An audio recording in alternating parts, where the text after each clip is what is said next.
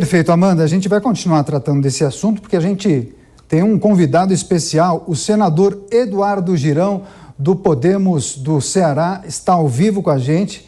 Eu agradeço demais pela participação. Seja muito bem-vindo, senador.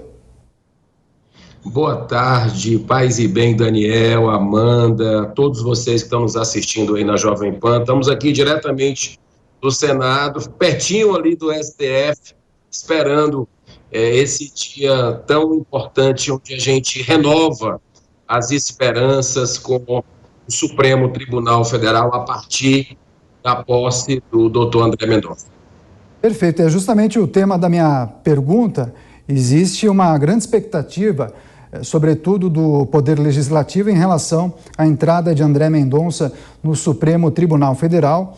Uma corrente trabalhou muito para a aprovação do nome dele no Senado Federal. Eu gostaria que o senhor falasse sobre a entrada desse ainda jovem na Suprema Corte Brasileira e quais são as expectativas pessoais do senhor com a entrada de André Mendonça no STF. Olha, Daniel, eu vejo o seguinte, que nós tivemos uma sabatina muito traumática, né? Porque ela demorou a acontecer, né? Você, durante mais ou menos 4, 5 meses, você ficar sem um ministro do Supremo Tribunal Federal por birra, para não dizer coisas piores, né? O presidente da CCJ não queria colocar para votar, e aí eu vejo algo não republicano permeando nisso tudo, mas finalmente a gente conseguiu. Eu acho que a sociedade brasileira aí foi uma vitória da sociedade que se mobilizou, que cobrou os seus senadores para que finalmente entrasse na pauta, né? Porque estava descumprindo o nosso regimento interno aqui há meses, né? E a gente mede a força de uma ideia, né, de uma iniciativa, a partir da resistência que ela tem. E como a resistência foi muito grande, estranha demais, para mim foi mais um ponto que o doutor André Mendonça ganhou, quando certos setores do Senado Federal resistiam tanto à entrada dele. Então, me parece que é uma pessoa muito íntegra, séria, a gente vê humildade, respondeu a todas as perguntas na sabatina, e a gente percebe ali que é um frescor, né? Eu acho que é um alento, porque eu estava ouvindo o diálogo entre você e a Amanda, a gente vê que não tinha nenhum conservador dentro do Supremo Tribunal Federal. Então, agora, a gente vai ter um conservador. Isso é importante, sim, para a democracia, que a gente possa equilibrar um pouco, porque a população brasileira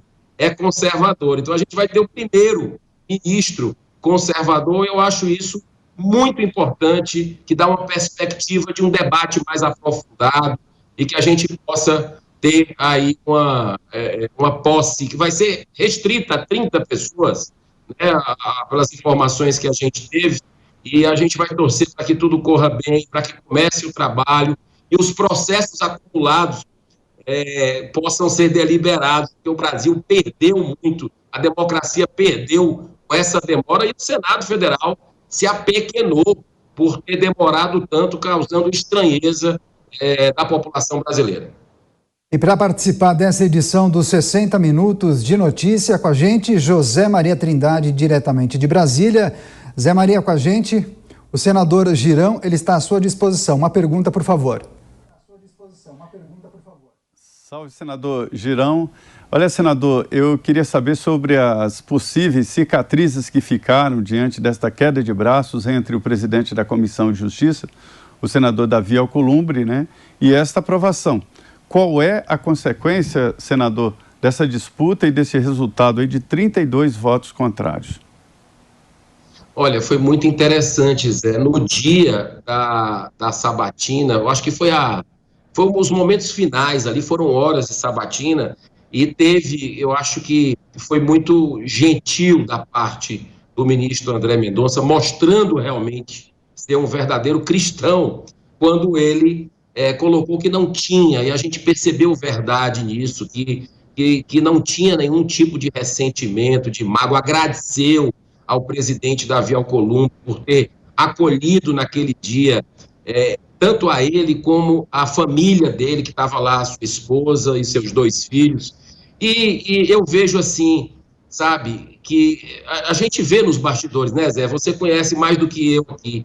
E a gente vê que o doutor André Mendonça, ele não cedeu à pressão, ele não cedeu 1 milímetro de suas convicções. E isso é muito valioso, né? Você, de alguma forma, aquela velha teoria, né, dos fins justificam os meios. Então, para ser ministro do Supremo, ele não concedeu a algumas situações internas que acontecem aqui em Brasília e que precisa daqueles compromissos, às vezes, muitas vezes, escusos, né, que não são republicanos. E é por isso que demorou, eu acredito. Né? Foi por isso que demorou, porque teve uma maturação e a sociedade entrou no jogo, né, porque todo mundo achou isso um absurdo e foi ter curiosidade, e é aí que virou o jogo, né, porque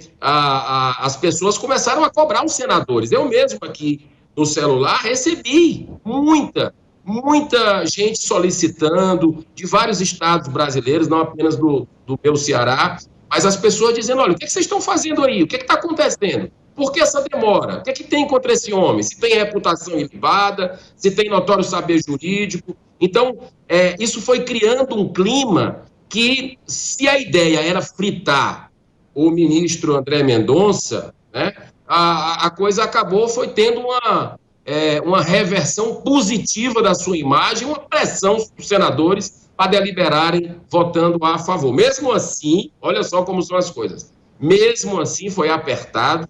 Eu fiz questão de declarar meu voto publicamente, como eu fiz com o ministro Cássio Nunes Marques. Naquela oportunidade eu votei contra a indicação, nada contra a pessoa do ministro Cássio, mas pela forma, pelas digitais, que no meu modo de entender, respeitando quem pensa diferente, ele chegou através do Centrão, vamos dizer assim, né? Agora, o ministro André Mendonça, eu acho que foi realmente um grande presente, e olha que eu tenho divergências, né, com o governo, mas eu acho que foi um grande presente que o governo deu para o Brasil. Eu estou muito esperançoso que a gente possa ter um Supremo mais equilibrado, com mais justiça, porque ele é um cara realmente muito sereno, muito sensato e muito equilibrado.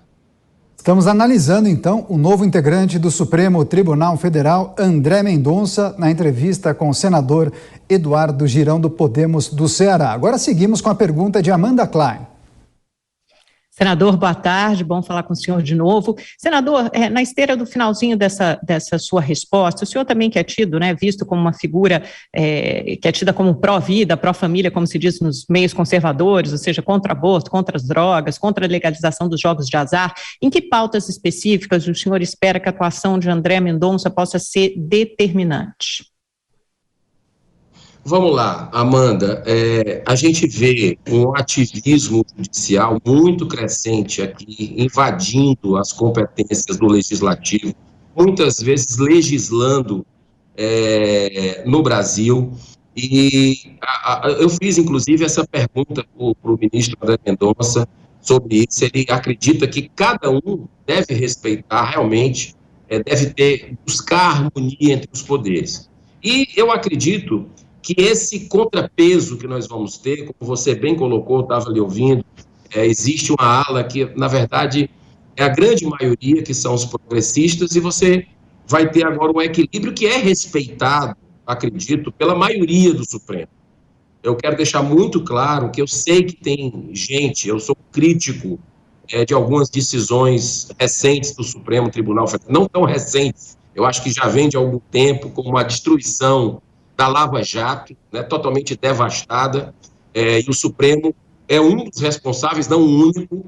O Poder Executivo também tem responsabilidade, o Poder Legislativo, mas eu vejo que o doutor André Mendonça, ele tem um olhar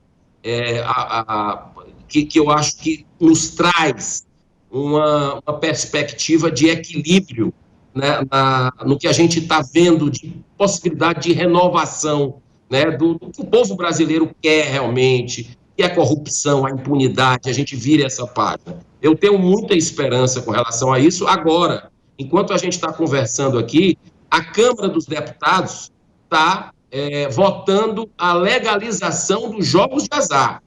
Olha que coisa sorrateira, covarde que está sendo feita no último dia de votações aqui, ou seja, esperar o ano todo para colocar no último dia, isso já causa estranheza. Então, eu acho que essas pautas que tratam como, por exemplo, a jogatina, Amanda, de questão de corrupção, lavagem de dinheiro, Caixa 2, assim como destruição de famílias, né? Porque tem a ludopatia, os vícios, que é um dos principais faturamentos dos cassinos e bingos.